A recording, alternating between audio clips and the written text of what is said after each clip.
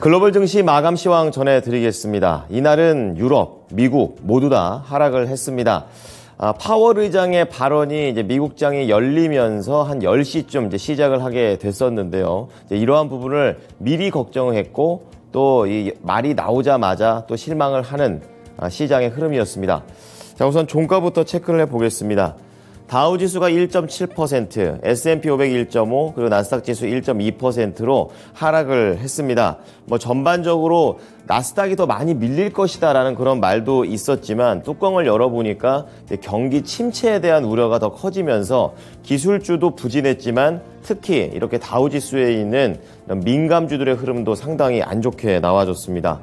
다우지수하고 S&P 500 지수는 5거래일 만에 4거래일 만에 반락이 나온 상황이고요. 하락된 폭을 보게 되면 최근 올랐던 내용에서 한 3분의 2 정도 이상을 다 반납해 버렸습니다. 자, 그리고 나스닥 지수는 어제부터 계속 밀렸습니다. 2거래일 연속으로 하락세가 이어지고 있고요. 간밤에도 어제보다는 하락폭이 더 크게 나오면서 실망 매물들이 출회됐습니다. 자, 이어서 섹터와 업종별 흐름 넘어가 보겠습니다. 전 거래일에 0.09% 평균 상승률을 보이다가 이제 결국에는 1.5% 마이너스로 모든 섹터가 다 하락을 했습니다.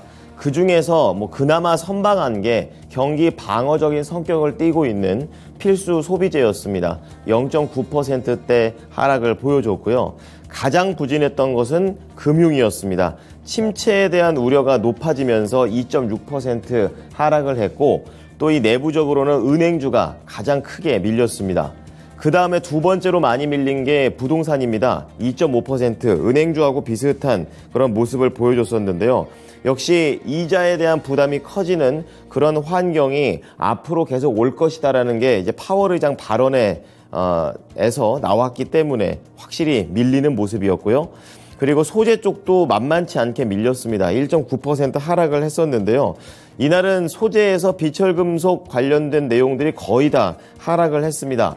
경기 회복에 대한 우려도 있었고 또 미국과 중국의 갈등 상황도 또 하나의 악재로 부상하게 되면서 이날 밀렸습니다. 다음은 종목별 흐름 넘어가 보겠습니다. 방금 말씀드렸다시피 시장은 침체 그리고 미중 갈등 이제 이러한 내용들이 안 좋은 시너지를 내게 되면서 대부분의 종목들이 빨간불을 켜고 하락을 했습니다. 자, 그런 가운데 성장주부터 보겠습니다.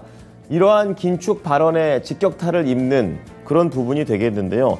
대부분의 종목들이 밀렸습니다. 그런 가운데 메타라든지 아마존 이런 종목들은 상대적으로 덜 밀리는 선방하는 모습도 나와줬었는데요. 개별적인 내용에 따라서 선방을 했습니다. 우선 아마존 0.2% 하락에 그쳤습니다. 골드만삭스 쪽에서 올해 최고의 선택이 될 수 있는 주식이다 이렇게 얘기를 하면서 매수 의견을 보였다는 점 긍정적으로 판단이 됐고요. 그리고 이와는 반대로 시가총액 1위 애플 보시겠습니다. 이날 애플은 1.5% 하락을 하게 되면서 부정적인 모습이었었는데요. 앞서서 이제 아마존이 증권사에서 긍정적으로 얘기해서 선방을 했다라면 애플은 UBS 쪽에서 매출이 제자리 걸음을 보일 것이다 라는 그런 우려를 보이면서 하락을 하는 증권사의 입김에 따라서 움직이는 모습이었습니다. 자, 두 번째로 보시면은 반도체 체크해 보겠습니다. 필라델피아 반도체 지수가 1.0% 하락을 하게 되면서 3거래일 만에 반락을 했습니다. 이제 그런 가운데 의외로 상승했던 종목들이 있었는데요. 이제 AMD 그리고 원세미컨덕터 이런 내용들이 되겠습니다. 우선 AMD가 이렇게 오를 수 있었던 것은 지금 중국의 AI 서버 공급 업체 중에서 인스퍼 그룹이라는 회사가 있습니다. 이 회사가 미국에 상장을 하기 위해서 지금 미국 쪽에서 재무부 쪽에서 검토를 하고 있다라는 내용이 긍정적으로 작용이 됐습니다. 이 인스퍼 그룹이 미국에 상장을 하게 되면은 이 미중 갈등하고는 약간은 상관없이 계속해서 판매를 지속할 수 있다라는 그런 해석들이 나오고 있기 때문에 AMD는 이날 상승을 했습니다. 자, 하지만 엔비디아는 같이 경쟁사이지만 1.1% 이상 밀리게 되면서 AMD하고는 좀 차별화된 그런 종목별 흐름이 나와줬습니다. 자, 그런 가운데 이날 시장에서 좀 눈여겨보셔야 될 게 국내에서도 좀 우려가 되는데요. 바로 전기차입니다. 테슬라가 3.2% 하락했고 나머지 뭐 포드, GM, 특히 전기차 스타트업이 많이 밀렸습니다. 리비안이 14% 급락했는데요. 신차를 출시하기 위해서 시비를 발행한다라는 그런 내용이 나오면서 급락을 했습니다. 시장의 분위기가 스타트업한테 굉장히 안 좋았다라고 볼 수가 있겠고요.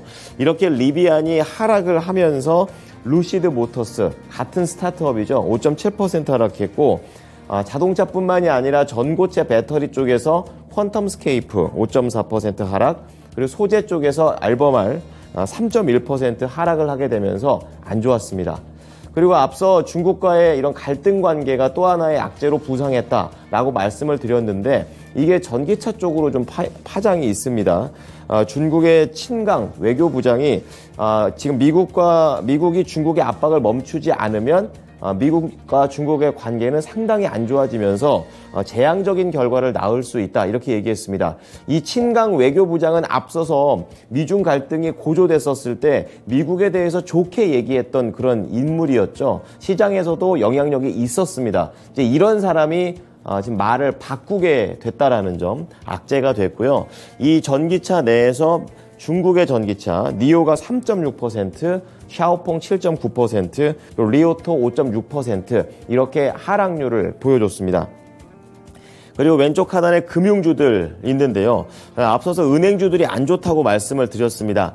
경기 침체라고 대략적으로만 말씀을 드렸는데 구체적으로 들어가 보면은 장단기 국채 금리가 폭이 더 벌어졌습니다. 2년물과 10년물이 더 벌어지게 되면서 이제는 기술적인 경기 침체가 아니라 실질적으로 경기 침체가 본격화되고 있다는 것이 우려가 되고 있습니다. 파월 의장의 발언 때문이었고요. 큰 은행인 JP모건 체이스, 뱅크 오브 아메리카, 웰스파고, 시티 모두 다 밀렸는데 뭐 웰스파고 같은 경우에는 4% 이상 밀리게 되면서 대형 은행주들 중에서도 유독 하락폭이 컸습니다. 그리고 이 대형 은행들뿐만이 아니라 오른쪽 상단으로 올라와 보시면 중소형 은행들도 대형만큼이나 하락을 했었는데요. US 뱅코프, TF 코퍼레이션, PNC 파이낸셜 모두 다 적게는 3%, 많게는 4% 중반의 하락률을 보였습니다.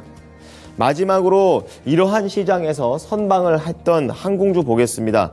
매크로한 이슈는 아니었고요. 이제 개별적으로 이슈가 도는 건데요.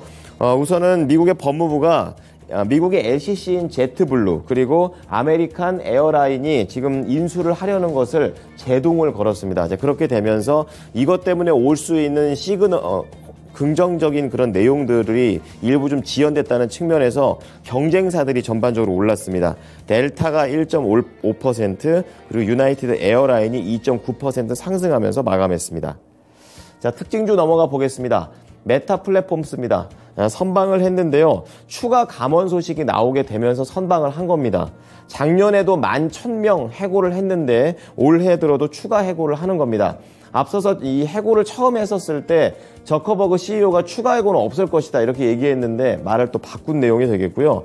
이번에 해고는 중간 경영진들을 자릅니다. 일정으로 보게 되면 다음 주 중에 완료를 하게 되고요. 사측에서는 비용 절감을 위한 것이다 라고 얘기했습니다. 메타 플랫폼스 최근에 급등한 이후에 낙폭을 키우다 다시 한번 올라갔었는데 이러한 부분을 소폭 내려놓으면서 $184에 거래 마쳤습니다. 예, 다음은 스타트업 리비안 조금 더 자세히 보겠습니다. 대규모 채권 발행을 하게 되면서 시장에서 스타트업들이 돈을 계속해서 끌어오고 있구나, 매출을 못 내고 있구나 쪽으로 해석이 되고 있습니다. 규모가 13억 달러, 이제 우리나라 돈으로 1조 7천억 원 수준이고요. 형태로 보게 되면 녹색전환 선순위 채권입니다. 이 소식이 나오자마자 12% 급락을 해버렸고요. 장중에도 계속해서 부진한 모습을 탈피하지 못했습니다. 지금 14% 급락하면서 $14에 지금 하락을 하면서 거래에 마쳤는데요. 반도체 수급이 계속 난항을 겪고 있고 뭐 어제도 말씀드렸지만 테슬라가 계속해서 가격 인하를 이어가고 있다는 점, 이런 스타트업 회사들한테는 악재가 됐습니다. 자, 이어서 현지 연결해 보겠습니다. SH 인베스트먼트 김선영 연구원입니다. 안녕하십니까? 네, 안녕하십니까? 네. 자, 파월 의장의 발언 강했습니다. 현지 분위기 어땠나요? 예, 파월 의장의 예상보다 매파적인 발언 여파로 오늘 뉴욕 증시는 3대 지수가 모두가 급락세로 거래를 마쳤습니다. 오늘 오전 상원은행위원회 청문회에 출석한 파월 의장은 최근 경제 지표가 예상보다 강력하다면서 궁극적인 금리 수준이 이전에 예상했던 것보다 높을 가능성이 있다는 의미이고 데이터가 맞다면 금리 인상 속도도 높일 준비가 되어 있다고 말해 시장은 이것을 연준이 인플레이션을 막기 위해 50베이시스 포인트의 인상을 단행하고 금리 상단은 6%까지 높이는 더욱 강력한 정책을 내놓을 수 있다는 의미로 해석하고 있습니다. 여기 오늘 미국의 장단기 금리 역전이 42년 만에 최대 수준으로 심화된 점 역시 투자 심리를 크게 위축시켰는데요. 장단기 금리 역전은 경기 침체의 전조로 해석되기 때문으로 오늘 채권 시장에서 단기 기준물인 2년물 국채 수익률과 장기 기준물인 10년물 국채 수익률 간의 격차가 마이너스 1%포인트 이상으로 확대됐고 이것은 지난 1981년 9월 이후 42년 만에 가장 큰 것으로 이들 수익률 간 격차를 연결한 이른바 수익률 곡선은 지난해 이후 마이너스 상태를 벗어나지 못하고 있는 상황입니다. 네, 자, 시장의 분위기가 무거웠습니다. 자, 그런 가운데 이슈 볼 텐데요. 이러한 시장의 분위기 결국에 제조업으로 연결되고 있습니다. 계속해서 부진한 그런 흐름들이 연결되는데 구체적인 원인은 어떻습니까? 예, 인플레이션에 따른 금리 인상, 이와 함께 찾아오는 강달러에 따라 미국의 제조업이 빠르게 위축된 흐름을 보이고 있다고 월스트리트저널지가 보도하고 있습니다. 먼저 전미 공급관리자협회 ISM의 조사에 따르면 공상품 신규 주문은 올해 2월까지 6개월 연속 감소했으며 생산 규모는 2022년 5월 고점 대비 1.7% 감소했고 오늘 상무부가 공개한 지난 1월 항공기를 제외한 민간 장비 주문량 역시 2021년 11월 최고치보다 3.4%가 급감한 것으로 나타났습니다. 이미 일부 제조업이 침체에 빠졌다는 징후가 보이고 있다는 건데요. 신문은 미국의 GDP 중 제조업 비중은 약 11%로 타 국가에 비하면 적은 편이지만 제조업의 침체는 미국 전체 경기가 예상만큼 탄탄하지 않다는 점을 보여주는 것이라면서 제조업 위축이 시작된 것은 연방준비제도가 기준금리를 인상하면서 수입이 적어진 소비자들이 구매를 줄였으며 기업들도 금리 상승에 따라 기계 대여비, 차입 비용 등이 인상되면서 생산을 줄였기 때문이라며 제조업 지표의 악세는 소비자와 기업이 경기 불확실성의 직면에 긴축에 들어갔음을 보여준다며 연준이 계속 금리를 올리게 되면 제조업이 이전보다 더욱 심각한 침체에 빠질 수 있다고 지적하고 있습니다. 네, 말씀해 주신 내용을 듣다 보니까 앞으로 미국 이 증시의 방향성에 대해서도 궁금증이 많이 생깁니다. 현지에서는 어떠한 전망들이 나오고 있나요? 예, 그렇습니다. 금융서비스 업체 엠바쿠 그룹의 피럴 투굿 최고 투자 책임자가 S&P 500 지수가 지난 10월 초 이후 약 14% 상승했다면서 이것은 소위 바보들의 랠리라면서 단기적으로 20% 하락도 가능하다고 전망했습니다. 그는 미국 증시의 주가 배수는 약 20배에서 거래되는 경향이 있지만 연간 수익률은 5%에 불과하다며 밸류에이션이 과도하다면서 유럽 증시는 연간 8이나 9%의 수익률을 제시하지만 주가 배수는 10배나 11배에 불과하다고 지적했습니다. 또한 단기적으로 S&P 500 지수가 크게 하락할 가능성이 있다며 약 3,200에서 3,300 범위가 될 수 있다고 덧붙였는데요. 이것은 지난 3일 지수 마감가 4,045와 비교한다면 약 20%의 가량의 하락으로 최근 몇 주 사이에 현금 보유를 통해 얻을 수 있는 이자가 채권 수익률을 웃돌기 시작하면서 미국 증시의 약세를 점쳐지기 시작했다며 주식 투자에 대한 위험 부담에 대한 프리미엄은 함께 상승하지 않았다며 높아진 위험에 대한 보상이 있으려면 주식 가격이 하락하거나 현재 주가를 유지하려면 리스크 프리미엄과 채권 수익률이 하락해야 한다고 덧붙였습니다. 네. 자, 다음은 종목 얘기 넘어가 보겠습니다. 이렇게 시장이 부진했음에도 불구하고 선방하는 종목들도 꽤 많이 있었었는데요. 세일즈포스 쪽에서 좀 제한적인 움직임이 나왔습니다. 어떠한 소식이 있었나요? 예, 그렇습니다. 다우 지수의 구성 종목인 소프트웨어 업체 세일즈포스가 생성 AI 시장에 뛰어든다는 소식으로 오늘 시장 급락에도 불구하고 0.2% 소폭 하락한 $118 32센트의 거래를 마쳤습니다.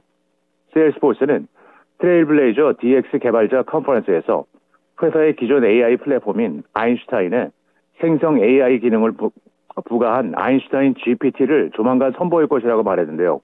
아인슈타인은 세일스포스의 소프트웨어 사용자들에게 전자상거래 판매 서비스 등에서 AI를 통한 확장 및 예측 기능 등을 제공해 왔고, 여기에 생성 AI 기능을 추가함으로써 대화형 기능이 가능해질 전망입니다.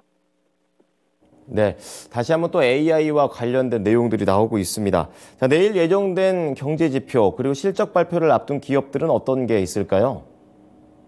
예, 내일은 ADP사의 2월 미국 민간 부분 고용 지표가 발표되며 시장 예상은 전달 대비 증가한 20만 5천 명이며, 이어 상무부의 1월 무역 적자, 노동부의 1월 구인 구직 지표, 연방준비제도의 지역 경기 보고서인 베이지북이 발표되고, 캠블스호프, 브라운 포맨, 스마트렌트, 유나이티드 내추럴 푸드, 프로테라, REB 그룹, 더 칠드런스 플레이스, 콘페리, 인터내셔널 머니 익스프레스, 얼스스톤 에너지, 그리고 ABM 인더스트리스가 지난 분기 실적을 발표합니다. 네, 지금까지 SH인베스트먼트 김선영 연구원이었습니다. 잘 들었습니다. 네, 감사합니다. 네. 자, 미국장에 이어서 유럽장도 보도록 하겠습니다. 유럽장은 장중에는 상승을 했다가 마감 무렵에 이런 파월 의장의 우려가 커지면서 반락하면서 거래를 마쳤습니다. 독일이 0.6%, 프랑스 0.4%, 그리고 영국이 0.1% 하락을 했습니다. 앞서서 유럽에서도 이 오스트리아 은행 총재가 ECB의 추가 금리 인상 가능성에 대한 것을 발언을 해서 시장의 저변에는 약간의 불안감이 깔려 있었는데요. 이제 파월 의장의 발언을 앞두면서 좀 더 안 좋게 시장에서는 봤습니다. 이제 그렇게 되면서 대부분 약세로 거래를 마쳤습니다. 자, 다음은 유가 보겠습니다. 어제 $80 넘겼던 유가, 6거래일 만에 반락이 나오면서 하루 만에 이제 $80가 깨져버립니다. 파월 의장 발언 때문에 깨졌다고 보시면 되겠고요. 많이 밀렸죠. 3.7% 하락한 $77고요. 구리 가격도 이렇게 경기 위축에 대한 부담감이 커지면서 2.3% 하락. 그리고 안전자산인 금값은 이날 달러가 워낙에 또 강세를 보였습니다. $105를 넘기게 되면서 부담을 가졌습니다. 0.9% 하락하면서 $1,800 초반까지 내려와 있고요. 그리고 국채금리 수익률은요, 1.3bp 하락하면서 거래를 마쳤는데요. 이제 금리 인상에 대한 그런 부분도 있지만 경기 침체에 대한 것도 그림자처럼 붙어 있기 때문에 계속해서 약간은 약세 흐름으로 거래를 마쳤고, 2년물과 10년물 이날 더 크게 벌어지면서 2007년 이후 가장 큰 폭을 보였다는 설명들이 나오고 있습니다. 지금까지 글로벌 증시 마감 시황이었습니다.